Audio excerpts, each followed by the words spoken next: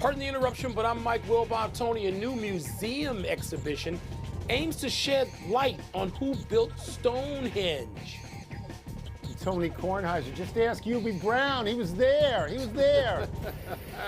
diagrammed it. He did a walkthrough when they were figuring out where to put it. If he diagrammed it, how great would that be? Hubie's the only person who would have earned that. He's the only person worthy of that. It is. Love Hubie. Welcome to PTI, boys and girls. In today's episode, more cash in college football, more money in professional golf, and more gold on the line for the United States tonight. But we begin today with two notable results from the NBA last night. Giannis Antetokounmpo scored 50 points on a fabulous 17 for 21 shooting performance as Milwaukee beat Indiana.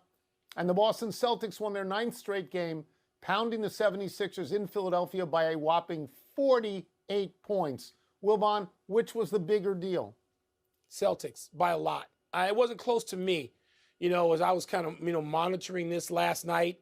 And the Celtics Sixers, I'm looking at check-in, I look at the score, I'm like, this is not right. This is not possible that the Celtics, who a month ago might have been the number one underachiever other than the Lakers. So in the Eastern Conference, it might have been the Celtics. And now they're a juggernaut. They've won 9 in a row. Tony, in the history, goodness knows you saw a lot of the history. I know you were at a lot of those games courtside between the Celtics and Sixers in your life. Tony, would you ever imagine, no matter who was in uniform for each, that one of those teams could beat the other by damn near 50? Now, Giannis is great. Giannis is in the top 3 or 4 for MVP consideration right now. He may win it again. But, Tone, that Celtics-Sixers result, that's a stunner to me. Yeah, so I want to disagree with you, and the case that I would make is that Antetokounmpo, when you get 50, that's a big deal. When you get 50 on 17 for 21, that is a bigger deal. Historically, in the history of the NBA, that's the 4th lowest amount of shots that anyone ever took and got to 50 points. So that's a big deal. 50 points, 14 rebounds. But in fairness, Indiana is a terrible team. I think they're 19 and 40, and they dumped their best players last week. And the answer is clearly the Celtics. I mean, it's not even close. The Celtics had been under 500 for a long period of time. There was the notion, after the coach said his team basically had no heart, there was the notion that maybe Udoka wasn't a real good coach, and maybe Brad Stevens wasn't a real good GM, and maybe they put together a flawed team. But 9 in a row, Mike, that challenges that assumption. And when you go to a rival, at the rival, and you win by, I don't care if James Harden didn't play. When you beat the rival by 48, I would note that James Harden before the game apparently gonged the Liberty Bell in some sort of ceremony and then put on his clothes and left. I mean, would you rather have him gong the Liberty Bell or actually play in a game? But again and again and again, the most important position on their team is point guard. Marcus Smart, since returning from injury, they've won 11 out of 12 by an average margin, Mike, of the incredible 21 points. Man, you can't beat everybody by 21. So they're doing great. And of course, Tony, he had to go off the floor last night. We don't know how long he's going to be out with the ankle. But, Tony, you're right. And you've been on fire this week. I'll give you credit one more time for saying originally when I was saying Tatum and Brown, I'm tired of them. It's been 4 or 5 years. Break them up. And you said, no. And, Tony, the play of 2-point guards, not only Marcus Smart, but Derek White, who they brought in from San Antonio in that trade, by the way. Brad Stevens looking really smart. I know. Tony, they look like they could beat anybody. They look like they could beat anybody in the East right now, or at least play with them. They really do. The name, image, and likeness numbers in college football already appear to be skyrocketing. The Athletic reports that a fan-run, Tennessee-centric sports collective has set a goal of raising $25 million annually, up from $5 million just 5 months ago. Collectives pool money from local businesses and other sources, alums, and distribute it to players. If NIL is this ambitious at Tennessee, Tone, what does this mean for college football overall? So let's go back about a week or a week and a half. If you remember that story where Jimbo Fisher was completely bent out of shape because there was an internet story that said Texas A&M had a $30 million slush fund to get athletes to go there. And he was very critical of the guy that wrote it. And I remember this because the guy that wrote it, his name was Sliced Bread. That's not something you forget in an hour and a half. And Jimbo Fisher went after Sliced Bread. Well, right now, based on this story, Mike, Sliced Bread looks like Nostradamus. Okay, because in all of these schools that love college football, and there's 30, 40, 50 of them, and they've got an alumni group, and they got local businesses, they're going to raise money to give it directly to the athletes. The athletes just have to stand by the back of a train and catch the money because it's legal. Now, I don't know how you feel about this. I think it's crazy and sort of awful that all this is going on. I don't see a good future for college teams, but because people will transfer to get money. But you can't get me to say it's bad to give kids money because for so many years they didn't get any money at all. And me personally, Mike, I think this is going to benefit the big schools, the big programs, where the fan base is so rabid that anybody will just send $100 to somebody else. The rich get richer. You know. You wonder how I feel about it. What city am I from? That's the third largest market in America still. That is the second most important large market in terms of college sports, particularly football, because New York doesn't really exist in that way. That's it's right. Chicago and LA, LA and Chicago. How do you think I feel about it? What efforts do you think I'll make toward it if it meant more money for my alma mater's kids? We all feel the same way about it. First of all, if you're not doing it, you can't compete. All right? So I don't know about the $25 million. That might be ambitious. It might not be, Tony. But this is going to happen not at 30 or 40 schools. It's going to happen at every school. It's happening. And not just the school, but in the town. I'm sorry, my alma mater, when you've been there, you know what that view is like down the lake shore of Chicago. You think there are not enough businesses run by Northwestern people for us to pony up some money too? I don't mind saying it out loud like this because we better be doing that or we may as well get out of the college athletics business. There's 2 points I want to make. One, I'm glad that Binghamton doesn't have a football team because I'd be paying off the quarterback in PTI hats. And two, when is the Ivy League going to get involved? When is Harvard going to get involved? Zuckerberg, Gates, Ballmer. Maybe Harvard could have the best football team in America. $25 million a year. They could go $25 million a minute. That's right. We move on. As we mentioned yesterday, Colin Morikawa says he is sticking with the PGA Tour, even though the Saudi Golf Tour approached him. Another golfer, Kramer Hickok, told the Stripe Show podcast, and I quote, "You're going to see a lot of big names go over there. I think there have already been 17 guys jump over. I can't say who they are, but they're big names," unquote. Wilbon, after hearing these comments, does the Saudi Golf League sound like more or less of a thing? I always took it seriously, Tony. You're talking about, let's go back just for a second, talk about $25 million for some college football team. Are you kidding me? That is change you find in your sofa to the Saudi Golf, whoever the officials of that thing are going to be and wherever they raise their money and whoever their sponsors are. And so I took it seriously. Golfers clearly are taking it seriously. It's interesting to hear the individual comments at this point. Colin Morikawa, who I've gotten to know a little bit, and was just the brightest, charismatic guy to me out there on tour, or certainly one of the 2 or 3 most. It's interesting to hear him because, Tony, he could be a Pied Piper. If he says ultimately down the line he maintains his position and says, I'm good with the PGA Tour, that's going to help the PGA Tour. If he says, hold on a minute, Sparky, the amount of money we're talking about to live and work somewhere else is more than I can bear to turn down just now. He's going to be one of the Pied Pipers, I think, like Rory has been. Rory's been the conscience and the face of the tour for a long time. Colin Morikawa is one of those guys now coming up. I've always taken it seriously. What about you? Well, I mean, I don't know who Mr. Hickok is. I'm not familiar with his oeuvre, as we like to say. You got to tell me who are the 17 people. If you tell me one of them is Phil Mickelson, I'll tell you he's a big star. But he's also 51 years old, and he doesn't contend every week on the PGA Tour. If you tell me it's Ian Poulter and Lee Westwood, I'll say they're very, very fine players. But they're not American players. They're European pros, and so they're not here that much. Now, if you tell me it's Dustin Johnson, and you tell me it's Bryson DeChambeau, then I'm going to say something different. I think the critical issue here, and we both would agree that it's a great time to be a golfer because you have leverage, because you can go to one tour, go to the other tour, somebody's going to give you money. The critical issue for me, Mike, is this the XFL or the AF where it has no real chance Or because the NFL AFL. or the PGA Tour. Or the Is it the AFL, which you AFL or saw, the you lived ABA that. or the WHA, ABA. which came Yeah. along at a Yes. time when they got traction and they forced a merger. Yeah. So that's Yeah. what you're going to have to tell me. And I don't know I think that. it's the latter. I don't know. I think it's At the gonna be moment, latter. I would side with the PGA Tour, thinking that they can withstand this. Let's take a break. Coming up, the Rams won the Super Bowl, but are the Bengals more likely to make it back to the big game next season? 3 different leagues forced a merger in the 70s.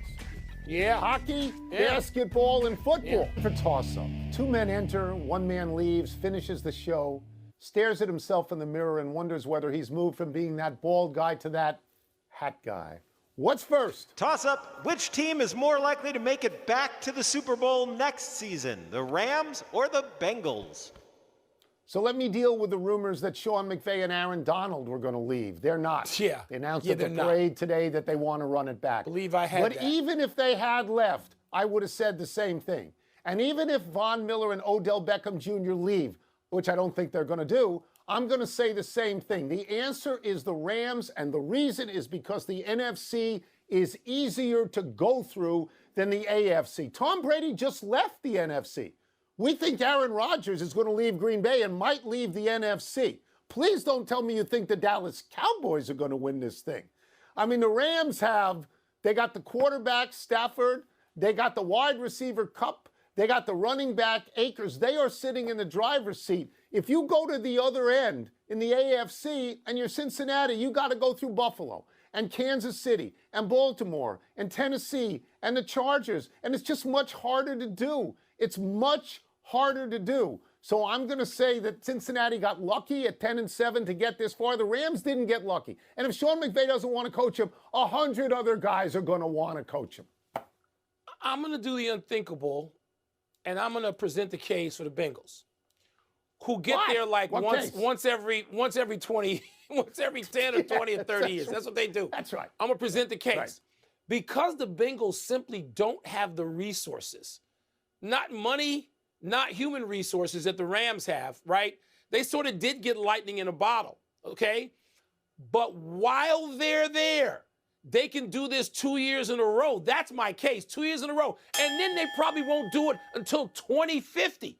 But right now, while they got all these people together and Joe Burrow's feeling himself, as we like to say, and he's got plenty of cigars, in his stash, then I think this next year is the year for the Bengals to do this, not beyond that. That's so I'm fine, going to go with them. That's the case. Just That's one the case. historical question. Did Kenny Anderson ever go back the next year? No. Did Boomer Esiason go back the next year? No. Next. No, they didn't. Next. Toss up. No, he did not. Who'll win the gold tonight in Olympic women's hockey, the USA or Canada? So this is like Groundhog Day of hockey because they play each other in the gold medal game all the time. Women's hockey in the Olympics started in 1998, and since then the only 2 countries to win gold are the United States and Canada. I think Canada is up in the gold medal game 3-2. 3-2. I think that, right? And they beat them this year. They beat the United States in a preliminary round. And by the way, the teams hate each other. They hate each other like Durant and Harden, which is a wonderful thing to see. Canada is crushing people, Mike. Listen to this. Yeah, they're killing Canada's people. gone through so far They're running it up. 54-8. That's the score. Yeah. And the other night they beat Switzerland in the semis 10-3. So I'm going to take Canada because it gives me another reason to twirl the flag. Yeah, that's nice. Canada feeling itself, too. And by the way, in 1998, I was there in Nagano to watch that inaugural tournament, and it was fabulous. I mean, the thing I don't see enough, because they got to show skating 24 hours a day on NBC, and if not, then you got to check in with Michaela Schifrin, and you have to have her psychology session after whatever event it is. They don't even show the hockey. And the men lost last night in a shootout after being up a goal. And now you got this fabulous game between the women. And I sat ice level and watched all this stuff for a few Olympics. The United States is going to win. Canada feeling itself a little too cocky. See, I got feeling itself or feeling themselves in the show twice already. United States beats Canada tonight. It's going to be, it's going to be a brawl, but they're going to win. Let's take one last break, but still to come. Wake nearly pulls off a miracle shot against Duke. And Tennessee does pull off the upset of Kentucky as predicted by somebody on this show, but it wasn't really an upset. The game was at really Tennessee, you know. Let me ask you a question. Is it feeling themselves? I thought it was smelling themselves. I thought that's what we said it was. Happy time, people. Happy 80th birthday, Richard Williams. Williams is the father of Venus and Serena Williams, who probably never would have become tennis champions without his coaching and prodding. Williams famously put rackets in their hands and taught them the game in the unlikely setting of Compton, California. His methods were controversial and intense, but his results are undeniable. Venus won 7 majors, and Serena, who is in the conversation for the greatest women's tennis player of all time, has won 23. The story of their rise to tennis greatness is the basis of the movie King Richard.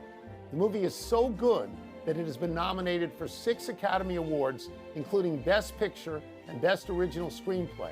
And Will Smith has been nominated for Best Actor for his portrayal of Richard Williams. Wilbon, I really like the tennis movie from a few years ago, Battle of the Sexes, about Billie Jean King and Bobby Riggs. I got to see this, Tony. But think about Richard Williams.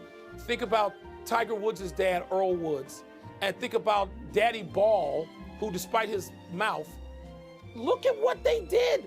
Look at the odds against what they did in raising these champions. I mean, not just champions, but all-timers, GOATs. Not for the ball boys yet, but they got a lot of time. But it's really an amazing, amazing thing.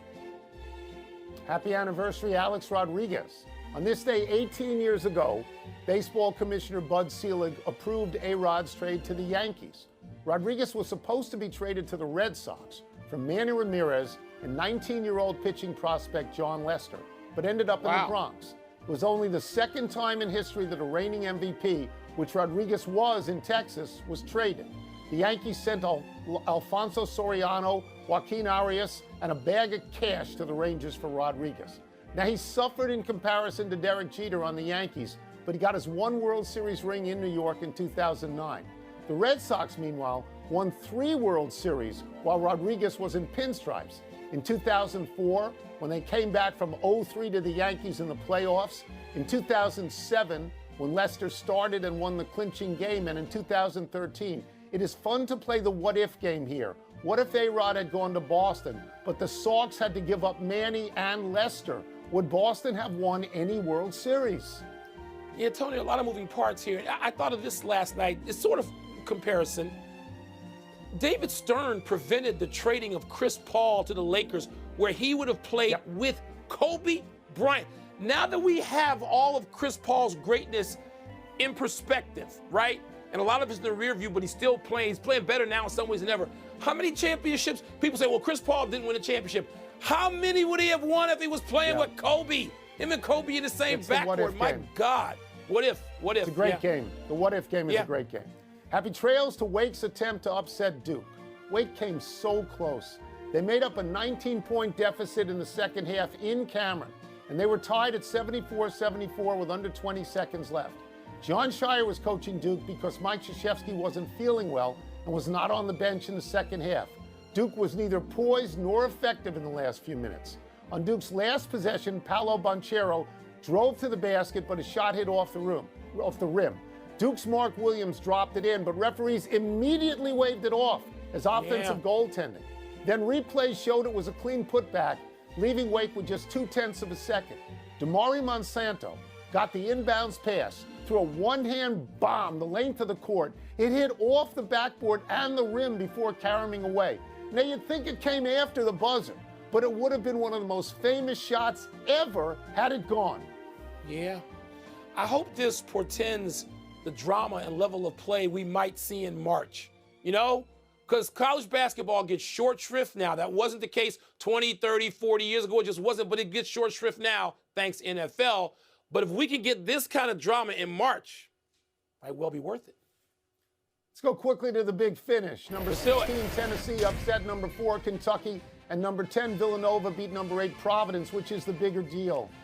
I think Tennessee, even though the game was at home, I think Tennessee, Tom, Jack Eichel makes his Golden Knights debut tonight. Is that significant?